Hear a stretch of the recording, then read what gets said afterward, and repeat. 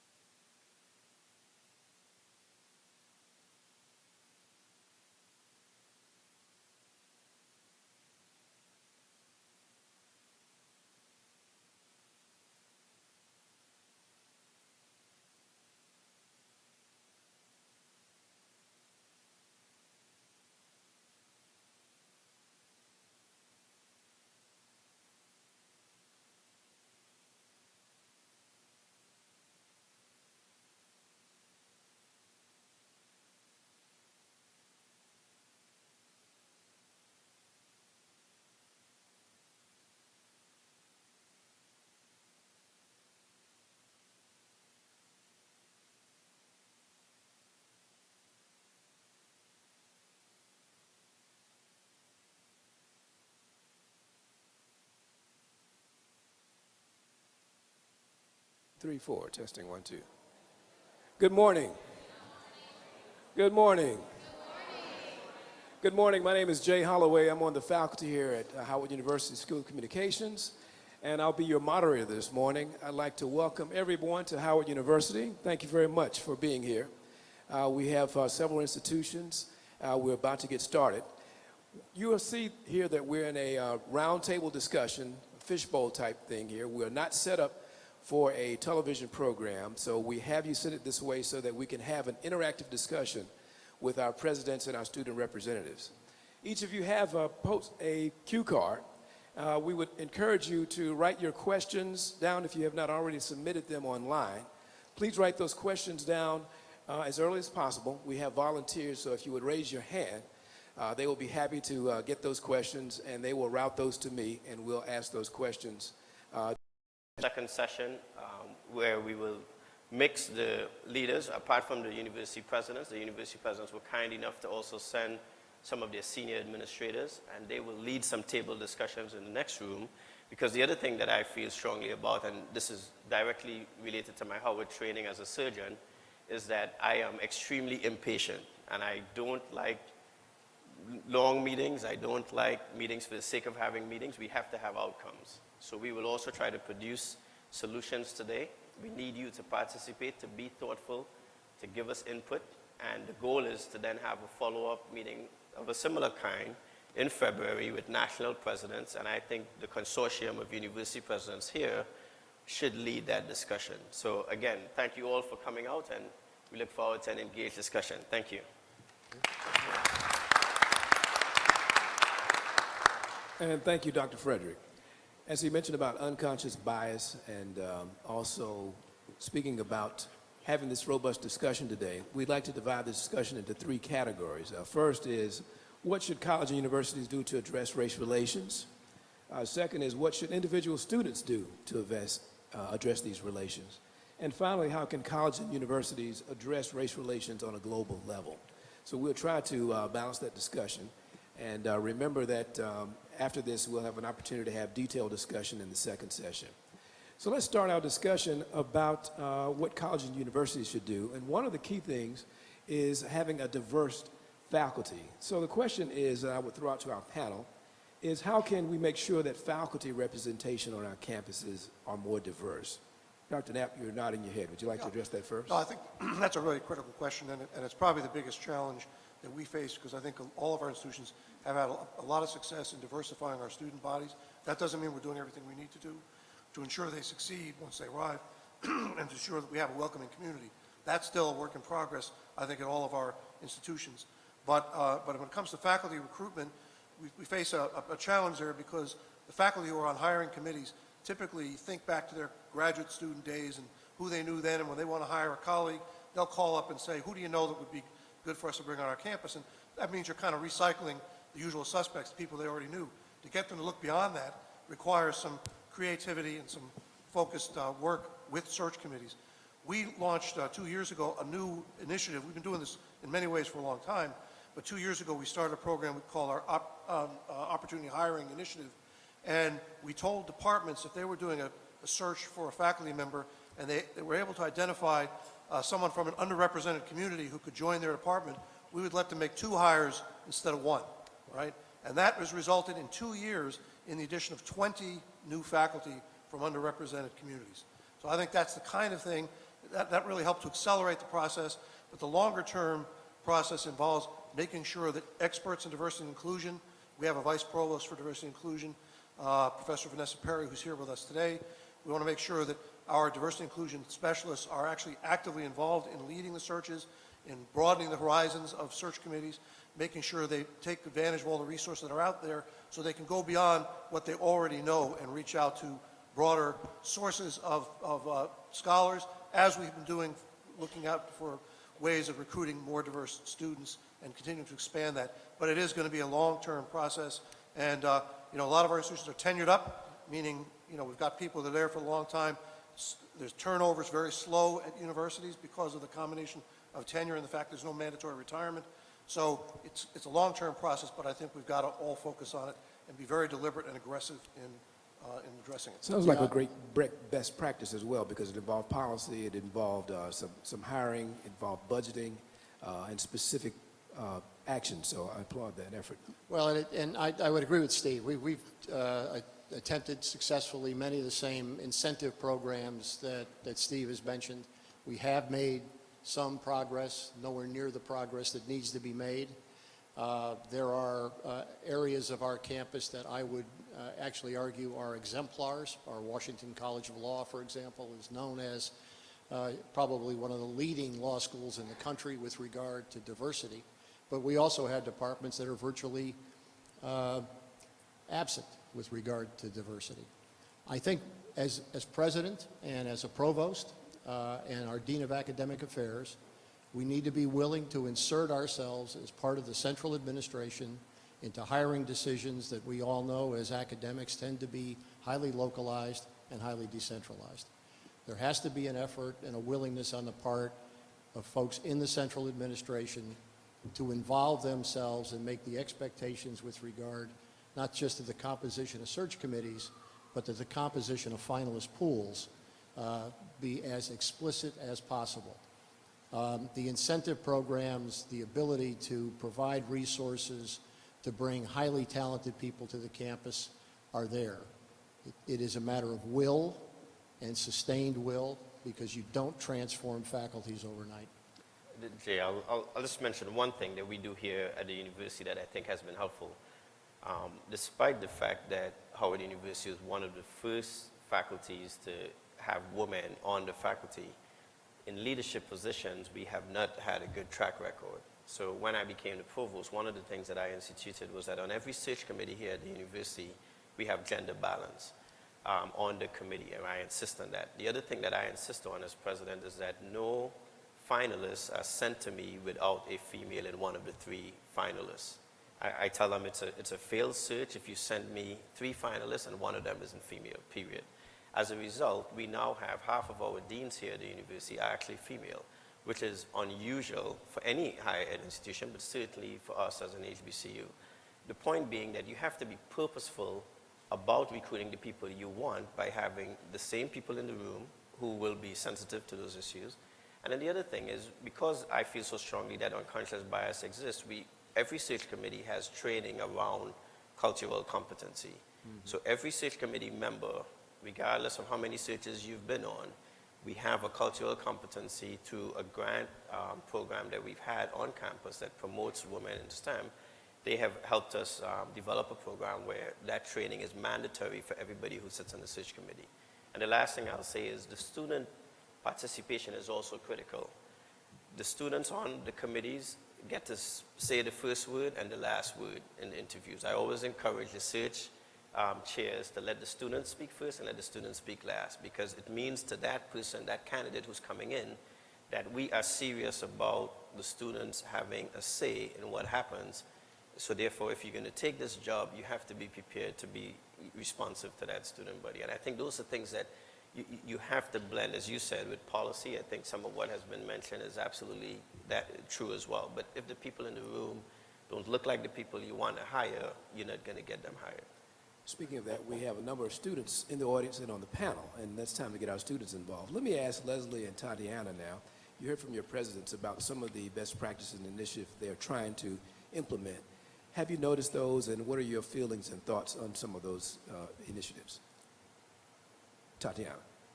I think that in terms of recruitment, I think that much of what the presidents have said so far, I agree with, and think that it's a good way to look at it. But I think that in terms of diversity of faculty in general, we should also talk about what those underrepresented faculty experience once they're at the university.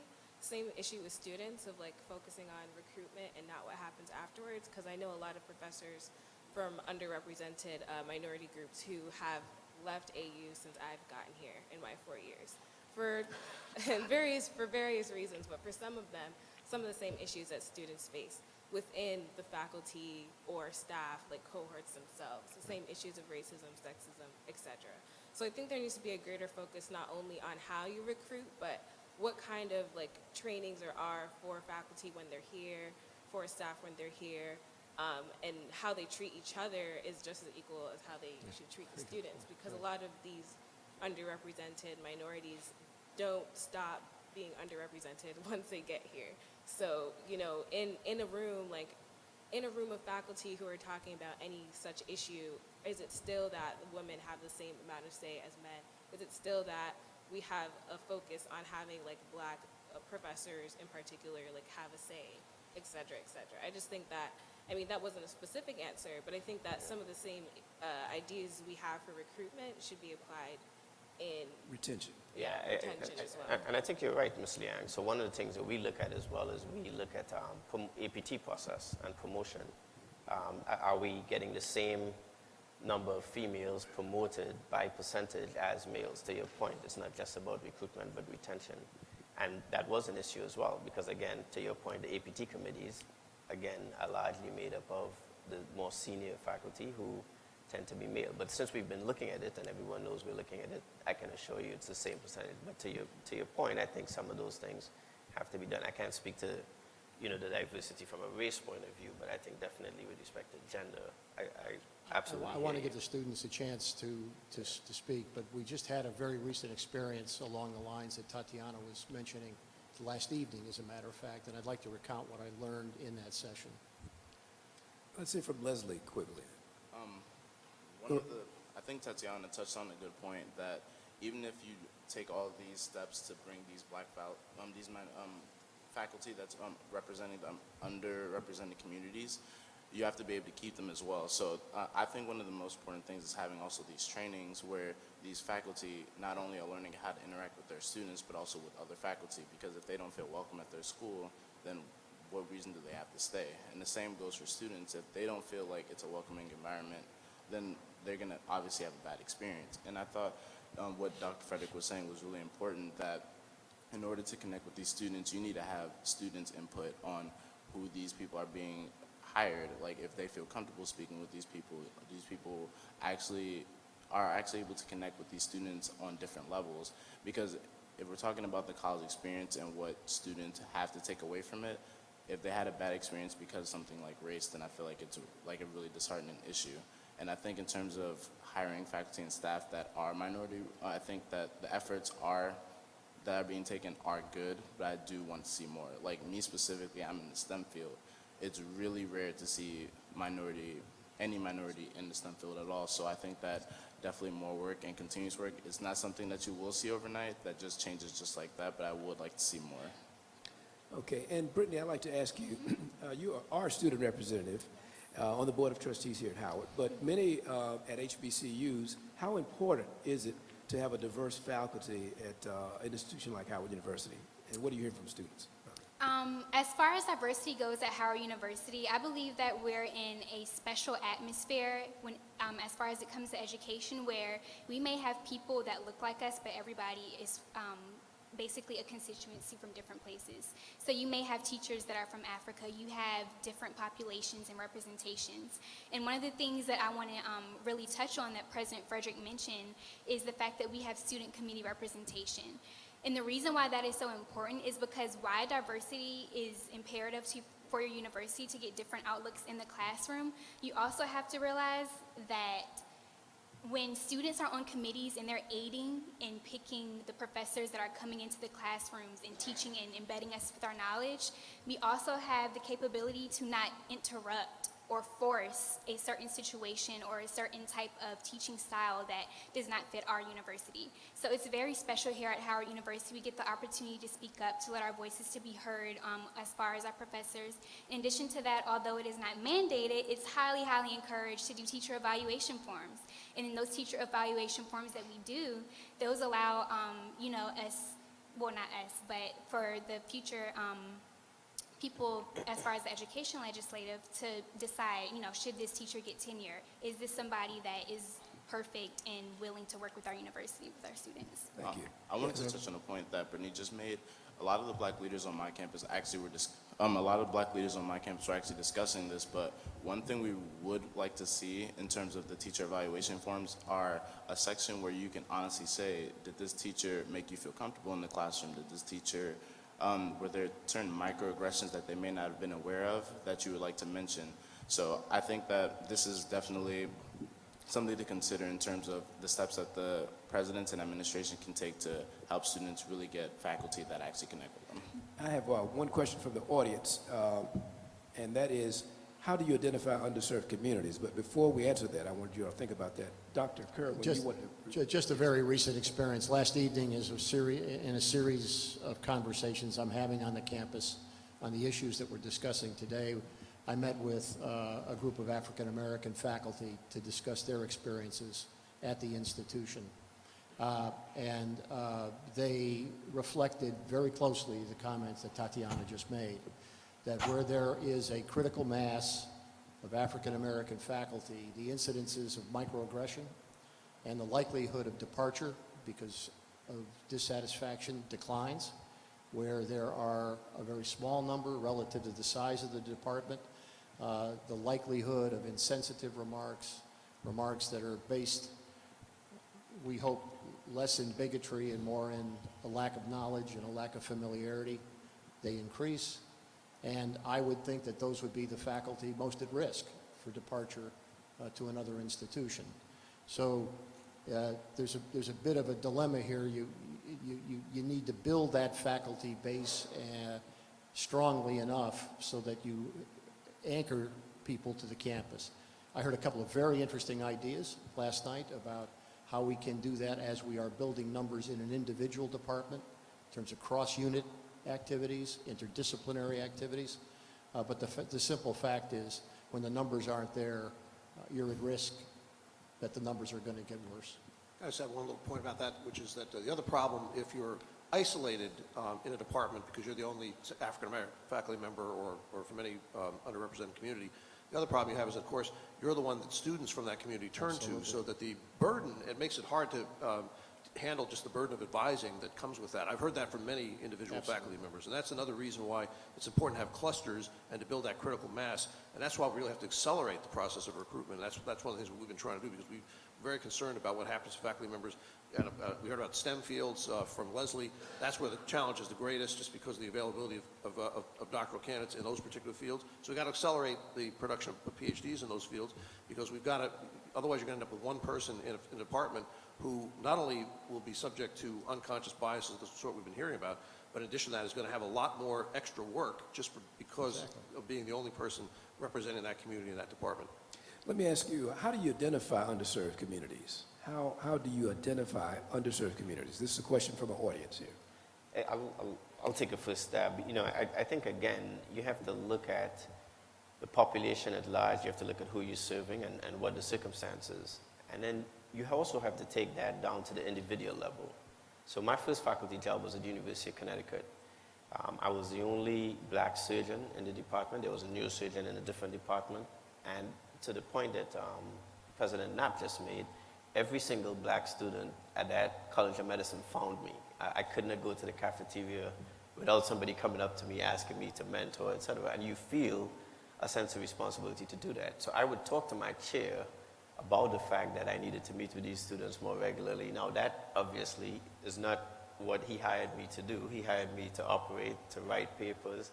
You know, that was not part of my job description. So even in terms of the cultural competency around that, as you define who the group is, you have a bit of devoid. But there is hard data. When I give the talk on unconscious bias in academia, I have looked at the statistics across all of higher ed. Less than 3% of faculty at the full professor level in this country in higher ed are full professors. In fields like medicine and law, it's even worse. It's about 1.3% of all full professors. So if you take that and you expand it to the population, it's underrepresented. Asian Americans are highly represented at the junior levels of our faculty, despite their representation in the population. So if you assume that their representation in the population is about 2.53%, in higher ed, they represent almost 20-something% in some circumstances. However, what's interesting is when you look beyond the full professor level, in terms of administration, they're not represented. Right? If you look at university presidents, you don't see many Asian Americans. When you look on major board specialties and so on, they're not represented in terms of administrative positions. So again, I think you have to look at the circumstance that you're talking in and where you want to expand it. It's the same thing with respect to gender bias, etc. You look at the assistant professor level, you'll see quite a number of females. But then you look at the full professor level, you don't see it. Same thing with respect to income inequality. That also affects that as well, and time to promotion. So when I think it's a great question to ask, how do you define it? On our campus as well, I think Brittany made an excellent point. People often ask me, do you have any white students on your campus? And my response to them is always, this is one of the most diverse campuses in America. I have students from 44 states and 70-something countries. And I can tell you, they're very different. The kids from California are very different from the kids from New York. So you can't just look at diversity based on the color of your skin. Right? I have a little accent that I can't lose, although I've spent more than half my life here at this campus. I'm probably as American as apple pie, just because of the fact that I spent so much time here. My kids still think I'm the most foreign person because of my accent. So how you look at diversity and what underrepresentation means, you really have to be sensitive to it and not make assumptions based on looking at people. The LGBT student leaders I met with really sensitized me to that issue because a lot of times that visual perception is something that we take, we digest it, and we use it, and oftentimes we're very, very wrong. So engagement, I think, is the first step in making sure that you are good at defining what that underrepresentation it really is. And that's what we're doing here. So what about at American and GW? How do you identify the underserved communities? I think everything that Dr. Frederick said is right on target, and I think it really is. It's got to take a fine-grained look at it, right? Because by department, by field, there's quite a variation as to what the representation is, and I think he's done a great job of giving you a snapshot of that. What I hope we can get to, and in this discussion, where I think we can really need help is on this whole issue that comes up in almost every one of these comments of the unconscious biases that people experience in our institutions, because that seems to me to be, we can do a pretty good job on studying demographics of departments and fields and figuring out where we need to accelerate that. I think we're doing a pretty good job in providing incentives for recruitment. This is the point that Tatiana made early on. But where we have not had the success that we want to have, and we don't really know how to do it, is really seriously bearing down on these unconscious biases. Because with all the best, demographic analysis in the world, and with all the, building of PhD pipelines and all the rest of it, none of that's going to matter if we can't make our communities welcoming to the diverse populations that we're bringing onto the communities. And that's where I'm hoping we'll find some best practices that we can share. And I'm looking for advice, and that's where it's important for us to talk to our students, because I had a meeting a couple of weeks ago. Leslie was there with other leaders of our multicultural student organizations, and we were just hearing, the nature of ways in which unconscious bias was playing out in ways that would make it very difficult for them to succeed academically and to succeed outside of the classroom, and that's where the focus has to be. In January 2014, President Obama called to the White House a number of college and university presidents for a summit on what was called Access and Success. And all of us had things we could say about access, in other words, how you recruit diverse bodies of students. But the challenge was the success side, because as problematic as is the number of students from underrepresented communities and lower income communities who actually make it into college, there's even more tragic numbers about the number who successfully complete college. In other words, the retention problem is actually even more severe than the admission problem. And that's where I think we face our greatest challenge as a nation, not just our institutions gathered here, but as a nation. It's how do we make sure that students succeed? And it's got to have something to do with making our communities more welcoming so that students aren't burdened psychologically and in other ways by having to constantly overcome these barriers that are opposed to them by unconscious bias. Here's a question that goes directly to that from our audience. What suggestions would you offer to students currently facing the battle of racism and discrimination, not only by faculty, but also by students, due to a lack of diversity on the campus community?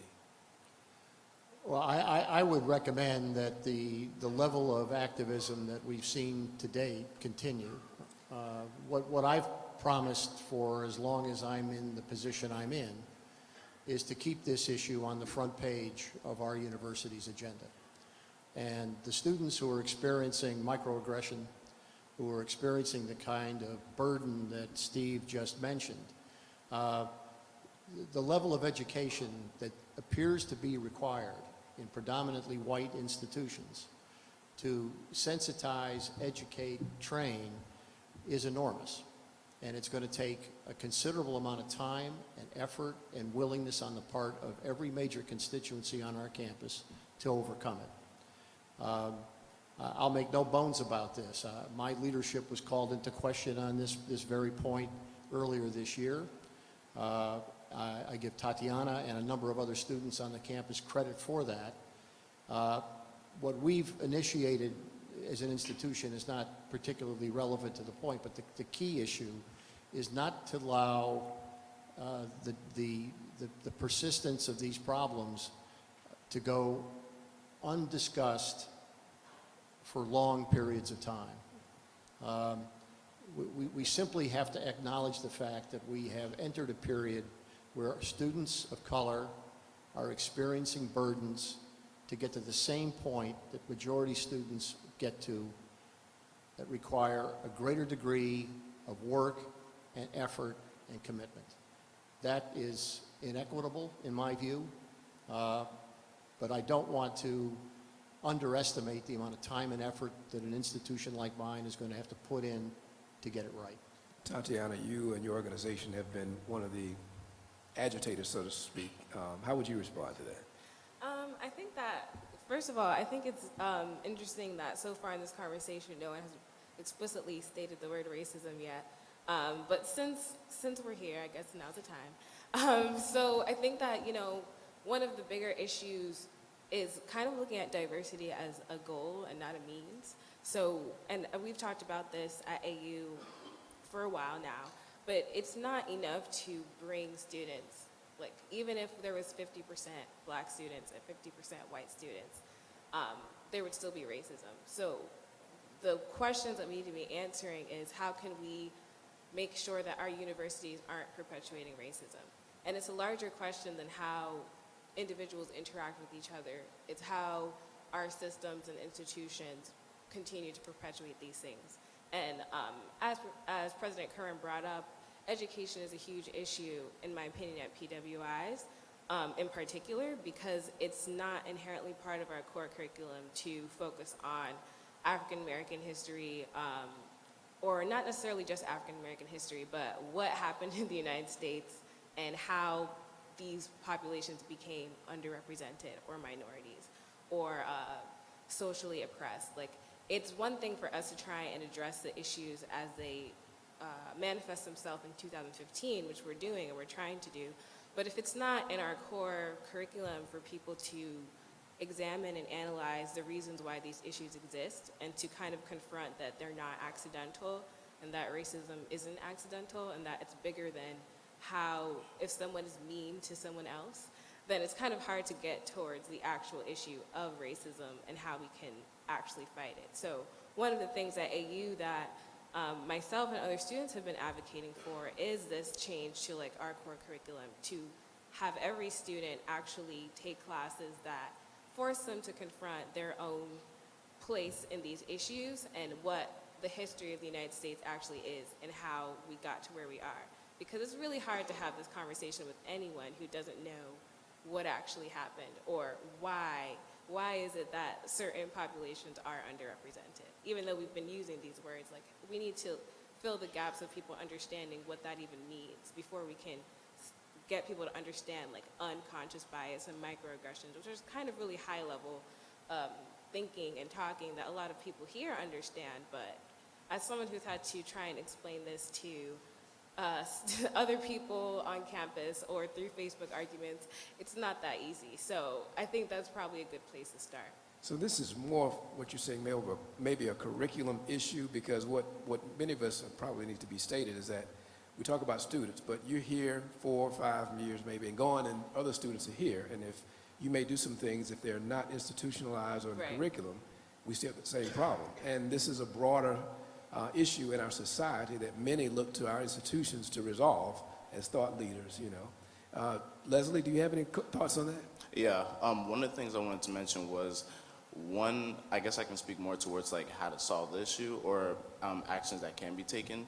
If we wanted, besides the trainings, besides even having courses and curriculums where you can teach, because every single minority student on campus doesn't want to have to repeat the same thing over and over again to many people, so they get it, and most times they won't even get it even if you explain it to them. So having courses, having trainings where people learn like about these unconscious biases, and they understand like maybe the little things that they do or the microaggressions that they may not be aware of and how to solve them. And one thing I think is a really key issue is that taking steps that are more proactive and not retroactive, because like having this like type of discussion is like it's great, but it shouldn't take like having certain events happen for us to have these type of discussions. And I feel like one of the fears that a lot of students have on campus is that if they take these steps on campus, if they have like silent protests or if they have discussions, like do they have administration backing them up? Do they have support? And if they don't have support, then they feel like all their actions are meaningless. So I feel like having administration say or like comment on certain issues that are happening in the community really helps students understand that, oh, the staff, faculty actually understand us and get what we want and want to address our concerns and are taking steps towards that. So having more proactive things, not just having like a conversation once and just being done with it, but having more conversations like maybe once per month where you're meeting up with the minority students to say like, hey, like how's everything? Like, do you feel like we're taking the right steps to making you feel more comfortable on campus? Do you feel like this environment is conducive to your education? So I feel like those steps would be necessary. Brittany, you represent undergraduate students on Howard's Board of Trustees. Do these issues and other issues go through that formal process? And if so, how do you find out what's going on and make that representation to the board?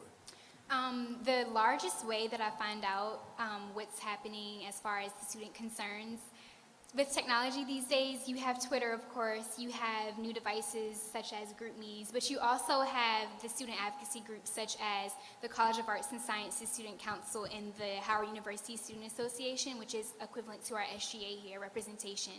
And collectively, especially with HUSA, we work very closely with President Frederick in ensuring that the student concerns, the moment that they happen, we're constantly in meetings. We're constantly figuring out solutions and ensuring that students can get answers as quickly as possible as far as following Howard policy. But going back to the question as far as keeping students safe, I think one of the things that everybody can agree on across the board is that, and especially for students that feel underrepresented in any way, is that you have the responsibility for yourself to speak up. And I think that at all universities, at all colleges, the thing that we need to ensure that we're doing is creating a safe place so that students feel that they can say, from an LGBT community, I feel like have hatred attacks on me. Or maybe at Howard, we have the safety net of being historically black college, so maybe race isn't an issue, but maybe people, they treat you differently because you're international. So we need to make sure that we have a safe zone within our schools and to ensure that. And at Howard, we actually do that we have a separate, basically, counseling center where you can go. So I think all schools need to really ensure that they're investigating in this and making sure that their students are safe. Jay, I want to follow up a little bit on Tatiana's point, because I think she's taken the conversation to that uncomfortable place that, which is why we're here. And I agree with you. It is a reaction, obviously, to what's going on nationally, but I still have to give my colleagues, their kudos for being willing to have the discussion. And I think we have to take it to that uncomfortable place. I want us to take probably the discussion of racism a little, probably more deeply. One of the things that you're discussing, or at least I think I get from your point, is everyone really educated about the history of how we got to this point in such a way that they understand it? Because their understanding of it doesn't always mean acceptance of it. And there's always still going to be that gap where you have to have policy and stuff that ensures that people still behave a certain way and follow policies and procedures. In other words, it's the classic thing of everybody can go to church on Sunday, but on Monday to Saturday, we're all good sinners, right? And teaching people about the history of it doesn't mean that they will accept it. And I'd love to hear from the students, all three of you again, how do you see that being done and then managed? In other words, does it have to be a mandatory class that everyone takes? We have a freshman seminar here in College of Arts and Sciences, for instance, where students learn about the history of the African diaspora, and that's intentional, right? My kids, next year, 2016, for the presidential election, will be the first time that my kids see someone in the White House who doesn't look like them.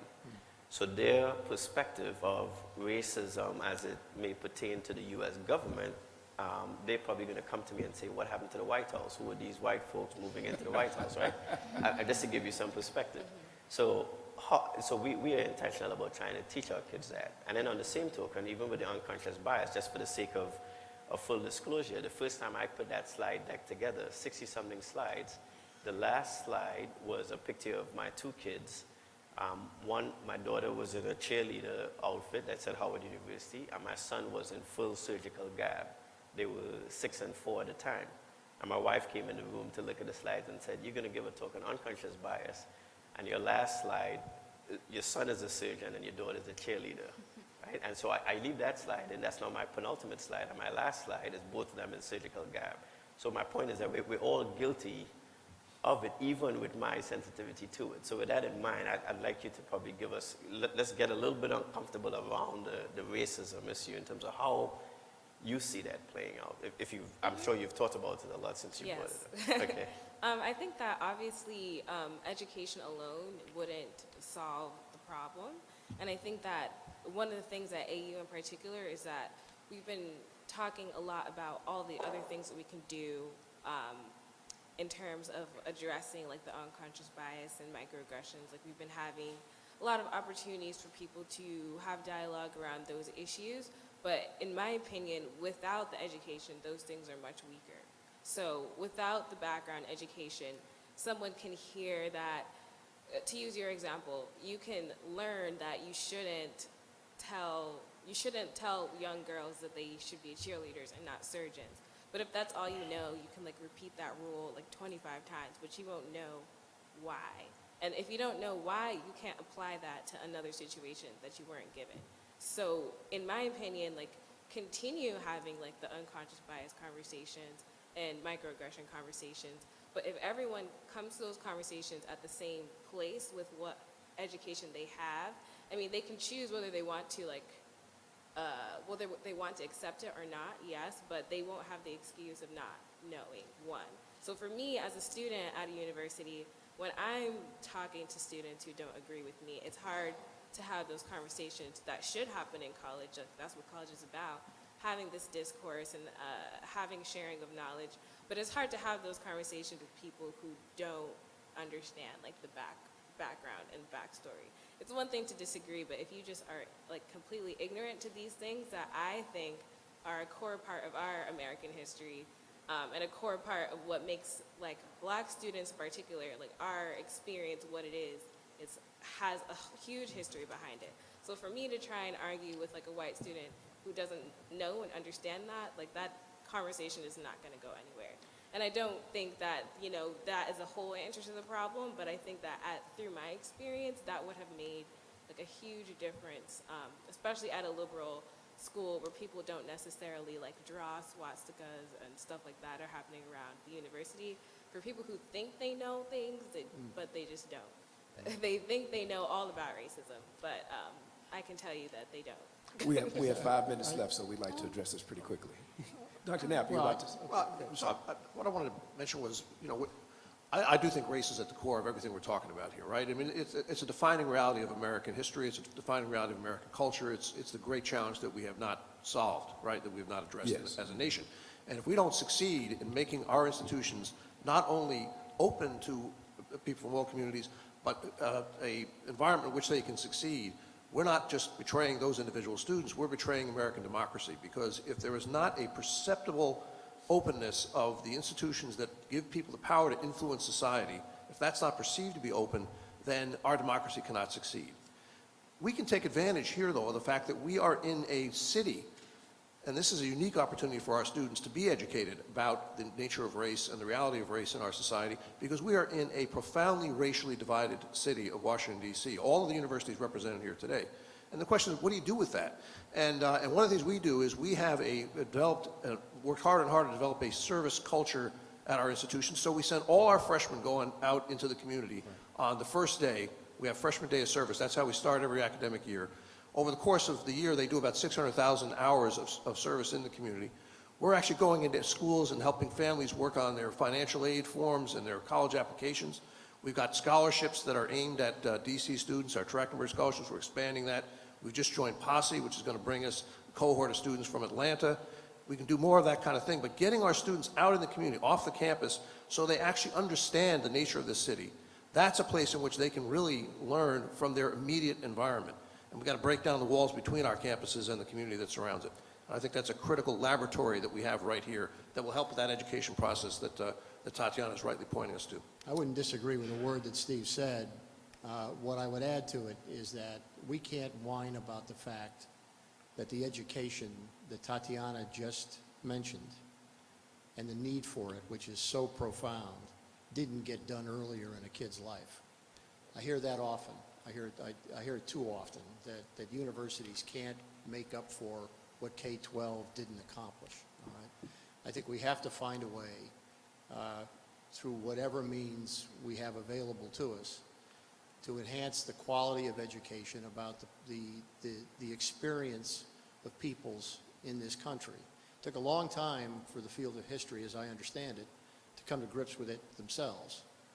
They're better at it today than they ever have been, but in a curriculum that is crowded to begin with, we have to find a way through what we call general education, what some people call core curriculum, to ensure that it's infused sufficiently, whether it's an individual course or a series of them, so that at least the majority, if not all of our students, are exposed to it. And then I guess we have to depend on the attitudinal foundation they came to us with, whether they're going to act on it positively or not. But I was astounded to hear 2 or 3 of the stories that when I met with Tatiana and other students, that they recounted to me about what students on our campus did not know. Well, we are wrapping up now, and unfortunately time has slipped away from us. And we do have issues to discuss later on, which we will. Someone actually had mentioned about social justice. Does it really involve the whole idea of classism, sexism, and racism, which is a kind of broader thing? And there were a number of questions about partnering together as well. So we touched on these, and this is going to give us an opportunity for us to, in our breakout sessions, to talk about that more. At this time, I'd like to give our panelists and our presidents and participants a round of applause for participating.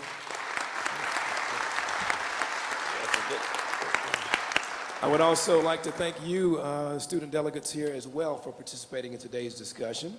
And I want to reinforce President Frederick's remarks that this roundtable discussion over lunch we will add to the plenary conversations that will help move these discussions of race relations on campuses beyond our dialogue.